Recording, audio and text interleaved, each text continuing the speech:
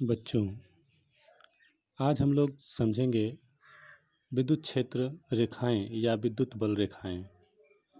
इसके लिए परिभाषा समझ लीजिए। विद्युत क्षेत्र रेखाएं वह काल्पनिक वक्राकार रेखाएं होती हैं जिसके किसी भी बिंदु पर खींचा गया स्पर्शी उस बिंदु पर लगने वाले नेट बल की दिशा को निरूपित करती है। जैसे एक धन और एक ऋण आवेश लेते हैं। इस पर खींची गई काल्पनिक रेखाएं विद्युत क्षेत्र रेखाएं इस प्रकार हैं। इस पर हम स्पर्श रेखा खींचें तो यह स्पर्श रेखा इस पर लगने वाले नेट बल की दिशा को प्रदर्शित करेगा या इसमें विद्युत क्षेत्र की दिशा को प्रदर्शित करेगा। और यह ध्यान में रखना है कि हमेशा जो विद्युत बल रेखाएं होती हैं वह धन आवेश से ऋण आवेश की ओर जाती हैं।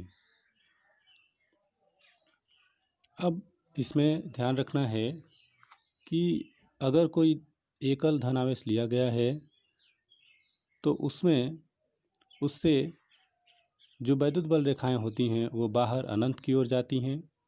और यदि एकल ऋण आवेश लिया गया है तो अनंत से जो विद्युत बल रेखाएं हैं वह ऋण आवेश की ओर आती हैं। अर्थात हम ये भी कह सकते हैं कि अगर हम यहाँ पे एक कोई और धन आवेश रखें तो वह प्रतिकर्षित होकर अनंत की ओर चला जाएगा। और हम इधर कहीं अनंत पर रखें एक धन आवेश इस ऋण आवेश से तो वह धन आवेश आकर्षित होकर ऋण आवेश की ओर चला आएगा। अब बच्चों, अगर हम दो धन आवेश लेते हैं और ये इनकी मात्राएं समान हों तो इसके बीच में यहाँ एक न्यूट्रल पॉइंट यानी उदासीन बिंदु मिलता है।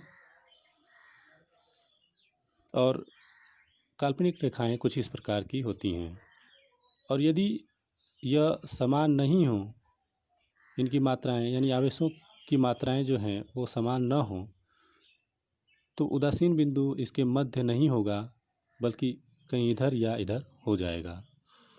तो इसके लिए फार्मूला होता है, अगर सपोज कर लेते हैं कि इससे इधर से इधर R1 दूरी हो और यहाँ से यहाँ R2 दूरी हो तो इसके लिए फार्मूला होगा आपका Q1/R1 का स्क्वायर = Q2/R2 का स्क्वायर।